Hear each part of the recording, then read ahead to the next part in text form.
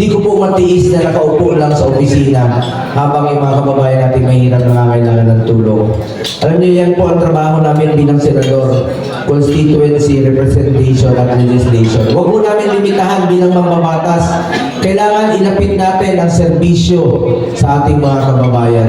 Ako po isang Batanggenyo na Bisaya, pero laking Maynila din po ako. Dito rin po ako nag-aral sa Maynila for 10 years. So, turing nyo lang po ako ng kapitbahay ninyo. In fact, hanggang ngayon, sa Maynila po ako nakatira. So, kayo mga kapitan, parati naman ako dyan noon. Dyan sa inyong Lechon Kawali, kung kumakain ako dyan. Sa Malate, yung kanto ni, ni Mon, yung meron sa restaurant dyan, yung Mangualdes, kumakain ako dyan sa... dikit-dikit tong Maynila eh. Kasi Chairman Moisey, mga kaibigan. Marami akong kaibigan na kapitan. Kayo yun, mga kaibigan natin dito. Malapit po ako sa inyo dahil kapitbahay lang tayo. At huwag po kayo magkatubiling lumapit sa akin. Dahil nandito lang po ako na handa magservisyo sa inyo sa abot ng aking makakaya.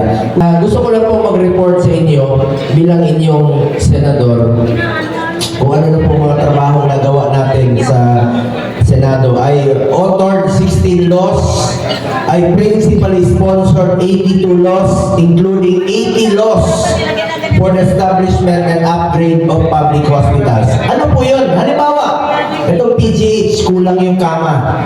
Dagdagan natin ang kama, upgrading ng kanilang hospital beds. Dahil nakita ko sa kakaikot ko sa buong Pilipinas, kulang talaga ang ating pasilidad. At ang makikinabang dito yung mga mahirap nating kababayan. At ngayon, isa rin po kami sa author at co-sponsor ng Bureau of Fire Modernization. Kami ni Senator Bato para sa ating mga bumbero. At ako po isa sa una na nagsulong ng Department of Migrant Workers para po ito sa mga OFWs natin. Noon, wala pang may gusto niyan. Ako lang ang isa. Tinulungan ako ni Senator Bato, ni Senator Joel, na isa batas po siya. Meron na tayong departamento sa ating mga modern day heroes. At I co-authored and co-sponsored 185 laws. Bilang chairman ng Committee on Health, tatlo po ang aking naging prioridad. Malasakit centers, super health centers, at regional specialty centers. Malasakit center, meron kayong 4 na malasakit center sa Maynila, PGH, Tondo, Jose Reyes, at sa Pavilla, ang inyong mga malasakit center. Kapitan nyo lang po yan sa heart center, pwede rin kayong lumapit. At kung meron kayong mga pasyente na kailangan ng tulong sa abot ng aking makakaya, tutulong po ako pati pamasahin, kahit nasa probinsya, ang inyong mga pasyente. Tutulungan ko po, lalo-lalo na yung mga mahirap natin kababayan. Pangalawa, Super Health Center. Iba rin po ito sa Malasakit Center. It's a medium type of a polyclinic. Pwede po dyan yung panganganak, dental, laboratory, x-ray. Yung mga buntis, pwede mga anak dyan. Yung hindi pa buntis, may panahon pa kayo magpabuntis. Sa totoo lang, itong mga Super Health Center nakalagay sa malalayong lugar. Halimbawa, Tingloy, Batangas, Island, 2 hours ang biyahe sa bangka. Yung mga buntis doon nanganganak sa bangka, sa tricycle, ang layo ng pasilidad na ospital. Ngayon, doon na sila manganganak. Meron po sa Lake Cebu, sa South Cotabato, Super Health Center, Tinayo. Bago ako dumating, masaya-masaya yung mayor at yung kapitan. Sabi na, sir, pangalanan namin itong bata dahil may nanganak dito bago ka pa dumating. Pagtingin ko sa bata, babae. Sabi ko, paano mo pangalanan sa akin?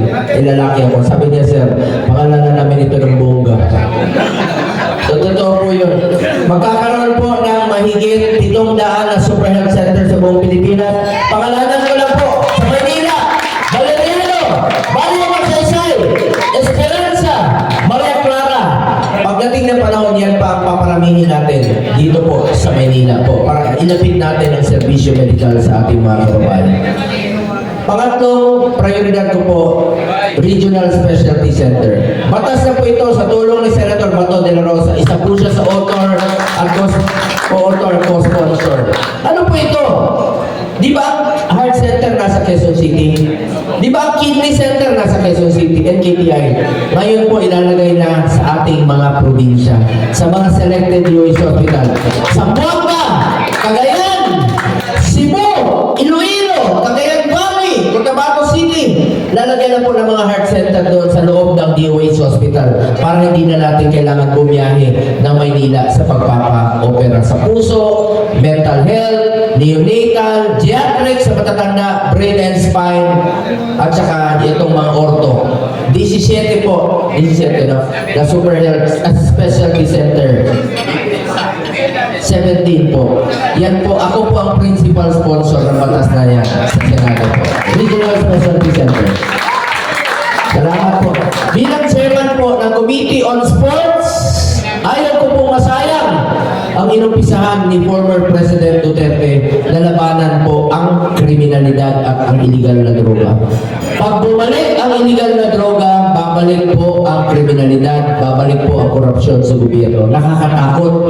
Diba yan po naging problema nun dito sa Manila, droga. Huwag natin hayaang bumalik ito. Kaya through sports itong akin, iniinganyo ko kayo. Kung may mga paliga kayo, basketball, volleyball, pwede nating suportahan. Dahil gusto ko pong ilayo ang mga kabataan sa illegal na droga. Proud po ako bilang chairman ng Committee on Sports 2019, nakamit natin ang first ever gold ng Tokyo Olympics. Ngayon naman sa Paris Olympics, nakadalawang gold tayo. Taga Maynila pa, si Carlos Yulo po. Mabuhay ang mga taga Maynila. Meron lang tayong eskwelahan sa New Clark City, National Academy of Sports. Pwede na mag-aral at the same time mag-training ang student athlete. Isa po ako sa author at co-sponsor. Si Senator Bato, kasama rin po siya sa author at co-sponsor ng National Academy of Sports. At kapanalunan po ng PDP ay kapanalunan rin po ng sambayan ng Pilipino. Maraming salamat po sa inyo lahat, mga kababayan ko.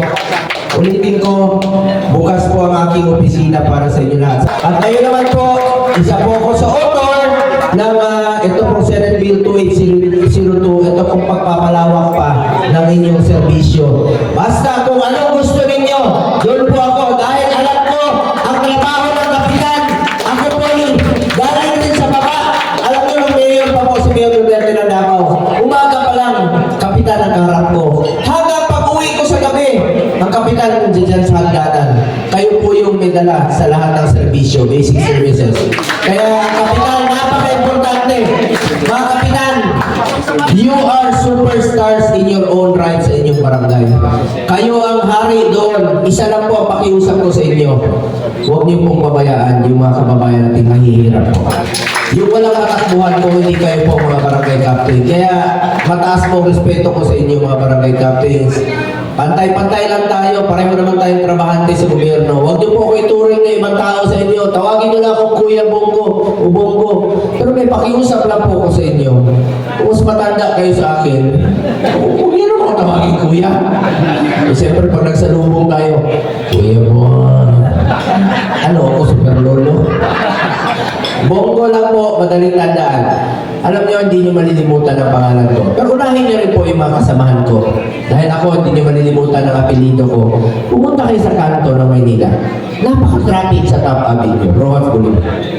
Anong unang maalala niyo pag nakita kayo ng traffic light? Ano yung green? Pag gutom na kayo, bibili kayo ng manok, chokes to? Oo. Anong pangalan ng dating presidente? Rodri? O, anong paborito namin ulam? Mo? Anong tawag sa mahilig sa alak? Lasing? Hoy, mga lasinggo, huwag kayong magmaneho pag nakainom. Delikado yan. Ako na naman maalala niyo, pag kayo ay na? Makita niyo, bungo na naman. Anong paboritong araw natin? Ngayon, dahil walang trabaho. O, sa Bisaya, Domingo. Anong paboritong hotel ni Philip Salvador? Buti na lang wala siya rito. Umalis na. Pumunta ng Pangasinan po.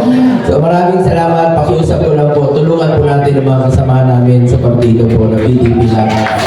Ulitin ko, ang kapanalunan po ng PDP Laban ay kapanalunan po ng bawat Pilipino. Mabuhay po ang PDP Laban.